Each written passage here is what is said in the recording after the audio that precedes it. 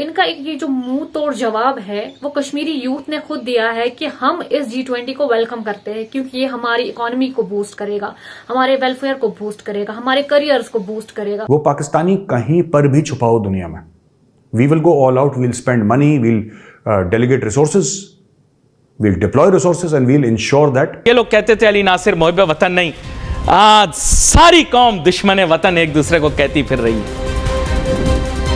मेरे रब आपका शुक्र है, आपने इतनी इज्जत दी, आज ये पूरी कौम एक्सपोज हो गई। मैंने इस बात को न जाने कब कहा था कि अब पाकिस्तान या इमरान खान, इन दोनों में से कोई एक ही रहेगा। आपको ऐसे लगता है कि एक जंजाल पूरा है, स्टेट नहीं जंजाल पूरा है, ये हुकूमतें नहीं है, जंजाल पूरा है, डिक्टेटर आ रहे हैं, ये कर रहे हैं, वो कर रहे हैं, इस्लामिक प्रोजेक्ट चल रहे हैं, कभी हम कुछ कर रहे हैं, कभी कुछ कर रहे हैं। पहली बार पाकिस्तान के इतिहास में ये हुआ है कि पाकिस्तान आर्मी को चुनौती दी गई है डायरेक्ट, चाहे 71 वॉर के बाद भी पाकिस्तान आर्मी की इतनी धज्जियां नहीं उड़ी थी। जिंदा इमरान खान और जेल से बाहर इमरान खान, किसी सूरत इनको कबूल नहीं है। ये जो पाकिस्तान में अब जो कन्फ्लिक्ट की तैयारी है, ये पाकिस्तान को डेफिनेटली सिविल वॉर में घुसा देगी, उतार देगी पाकिस्तान को।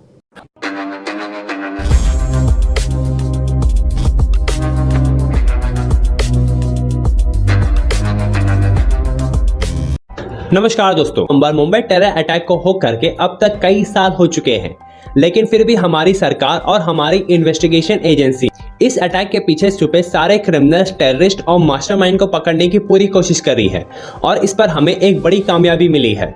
अब अमेरिका ने तय कर लिया है कि एक पाकिस्तानी ओरिजिन का बिजनेसमैन जिसका नाम है तहव्वुर राना, उसे भारत एक्स्ट्राडेट करने की फैसला कर लिया गया है।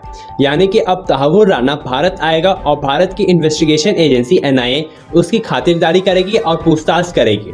दोस्तों, इसके साथ साथ एक और खबर आई है और वो ये है कि अब भारतीय सरकार कश्मीर में सिक्योरिटी और ज्यादा मजबूत कर रही है G20 मीटिंग से पहले, और हमारी सरकार ने फैसला लिया है कि NSG कमांडोज और इंडियन मरीन कमांडोज को कश्मीर में तैनात कर G20 मीटिंग में सिक्योरिटी प्रोवाइड करने के लिए। और ये सिक्योरिटी फोर्सेस भारत के नंबर 1 सिक्योरिटी फोर्सेस है, क्योंकि पाकिस्तान लगातार G20 मीटिंग में रुकावट डालने के लिए अपने टेररिस्ट भेजता जा रहा है। तो चलिए दोस्तों, इसी पर आगे पाकिस्तानी मीडिया का रिएक्शन देखते हैं। कहा जा रहा है कि ये जिस टाइम में हम चल रहे हैं, this is India's great power opportunity की बात की जा रही है।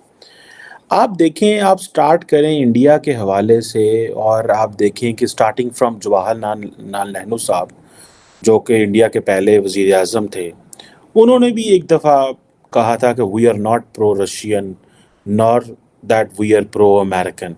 ठीक है जी, हम वी आर प्रो इंडियन। और उन्होंने 75 साल की एक इंडिया की लाइन सेट कर दी। और इंडियन फॉरेन पॉलिसी स्टेटमेंट्स आप देख लें उसके बाद कि इंडिया एक ही बात कह रहा है कि हम जो है वो न्यूट्रलिटी ले रहे हैं। आप देखें कि प्राइम मिनिस्टर मोदी आए हैं तो वो भी यही बात कर रहे हैं। कहा जा रहा है कि जो 17 साल थे पावर के नेहरू साहब के, उन्होंने एक ही बात की जो, और वो थी नॉन अलाइनमेंट। सो अब आप इमेजिन करें कि जो न्यूट्रलिटी जवाहरलाल नेहरू ने शुरू की, ठीक है जी, और वो आज भी उन्होंने रशिया के साथ रखी, वो बाकी ममालिक के साथ रखी। ठीक है जी। और आप इसको देखें कि आज इंडिया इस पोजीशन में है कि वो रशिया को कहता है कि तुम चाइना से थोड़ा डिस्टेंस पे रहो। हालांकि president Putin will not listen to him, but looking at the level of the dependence Russia has on India, the level of the oil India imported from Russia, although Russian foreign minister Lavrov recently जब आया SCO के, तो वो कह के गए कि हमारे पास तो बहुत ज़्यादा इंडियन रुपया, हमें कहाँ लगाना है, उसको कौन सी करेंसी में ट्रांसफ़र करना है, हमें वो समझ नहीं आ रही। तो ये चीज़ें हैं, आप इमेजिन कर लें। ठीक है जी, इंडिया ने कंडेम नहीं किया, लेकिन मोदी साहब की जो स्टेटमेंट थी, जो उन्होंने आई थिंक सेंट्रल एशिया में पुतिन से मिले थे, तो वहाँ पे उसने कहा था कि this is not an era of war. पूरे फ्रेंच प्रेसिडेंट से लेके हर मुल्क ने उसको कोट किया, मोदी ने ये कह दिया, मोदी ने ये कह दिया। सो इमेजिन करें how much value they got. ये अगर इंडिया कंप्लीट वेस्ट ब्लॉक के साथ बैठ जाता तो तब और बात थी, तब इतनी वैल्यू ना होती जितनी न्यूट्रल रह के वैल्यू। आप इमेजिन करें, starting from Jawaharlal Nehru till Modi and starting from Liaquat Ali Khan till Shehbaz Sharif, आप सिर्फ एक नज़र उठाड़ के देख लें पाकिस्तान में क्या हो रहा है, जंजाल पूरा।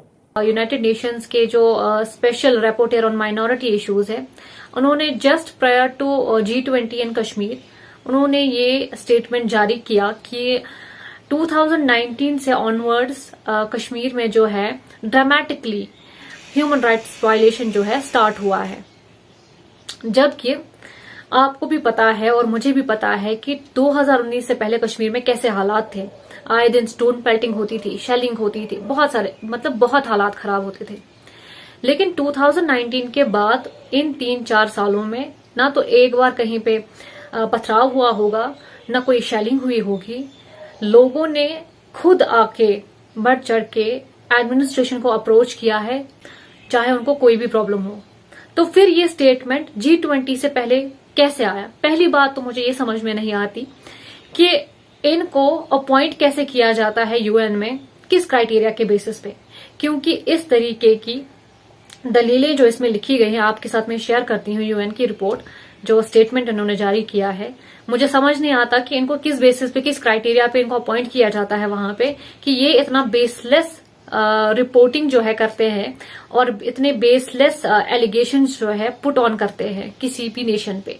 अब जो है यूएन की फर्जी स्टेटमेंट्स है और फर्जी जो चकाचौंध है, जिसमें वो ये हमेशा प्रिटेंड करने की कोशिश करते हैं कि हम जो दुनिया भर के लोग हैं उनको, या कोई भी ऐसा सेक्ट है जो किसी प्रॉब्लम से गुजर रहा है, तो हम उनके लिए खड़े हैं। मुझे एक बात समझ में नहीं आती, अगर कश्मीर में हालात ठीक हो रहे हैं, यहाँ पे G20 जैसा बिगर प्लेटफॉर्म आ रहा है लोगों के लिए, तो इनको प्रॉब्लम क्या है इसके साथ? यहाँ बढ़ चढ़ के कश्मीर के लोग जब इसमें हिस्सा ले रहे हैं तो इनको क्या प्रॉब्लम है इसके साथ? और जस्ट प्रायर टू G20 की क्या इतनी मजबूरी पड़ गई इनको ये बताने की कि वो भी इतने बेसलेस एलिगेशंस की ड्रामेटिकल ह्यूमन राइट्स वायलेशन 2019 के बाद हुआ, जबकि ये सब पूरी दुनिया को पता है कि 2019 के बाद कितने हालात जो है कश्मीर के सुधर गए हैं।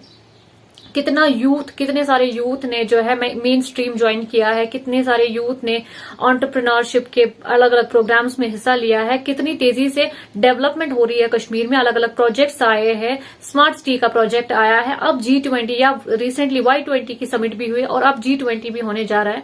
तो इन सब से क्या प्रॉब्लम है इनको? क्या ये चाहते हैं कि हम हमेशा कियोस और जो फंस है वो क्रिएट करें कश्मीर में, या उसी के साथ हमेशा रहे, उसी कॉन्फ्लिक्ट के साथ रहे? क्या कश्मीर के लोगों को आगे नहीं बढ़ना है?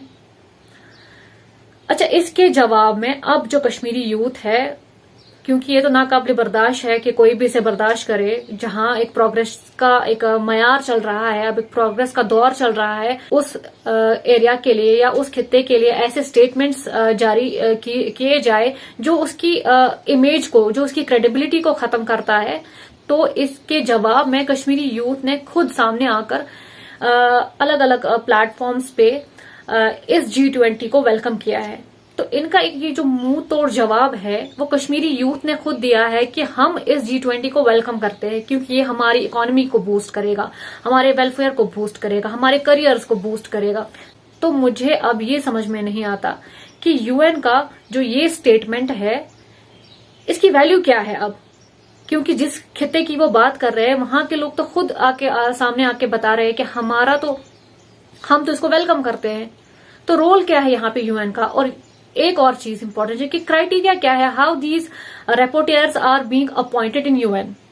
कल भी मैंने आपके साथ एक वीडियो शेयर किया जिसमें आपने देखा कि G20 के रिगार्डिंग कुछ इनिशिएटिव्स लिए जा रहे हैं और उसमें यूथ जो है बढ़ चढ़ के हिस्सा ले रहा है। तो इस बयान के जवाब में कुछ कश्मीरी यूथ ने अपना स्टेटमेंट दिया है that they are welcoming G20 in Kashmir. आइए पहले वो स्टेटमेंट्स देखते हैं। It's a great opportunity for the valley and for India as well, and I think it's time that the information exchange, the idea exchange of people across the nation take place, and I hope it turns out to be a very fruitful summit. हमारे पूरे जम्मू कश्मीर को बहुत ज़्यादा फ़ायदा होने वाला है, क्योंकि सबसे पहले यहाँ पे बहुत टूरिज़्म बढ़ेगा जब पता चलेगा कि G20 हुआ, और जम्मू कश्मीर की बहुत सारी ऐसी लोकेशंस हैं कि जहाँ दुनिया भर के फिल्म मेकर शूट करना चाहते हैं वो यहाँ पे आके शूट करेंगे, और उससे हमारे जम्मू कश्मीर के लोकल फिल्म मेकरों को बहुत फ़ायदा होगा, चाहे वो टेक्नीशियन है चाहे वो एक्टर हैं। अब वो कश्मीर नहीं है। कश्मीर में बहुत अच्छे माहौल है, हालात हैं। As the theme of the summit, One Earth, One Family, One Future itself depicts oneness and peace, here I am welcoming all the delegates and international audience to this summit. I really am hopeful that this summit fosters the growth and development of tourism sector here in JNK.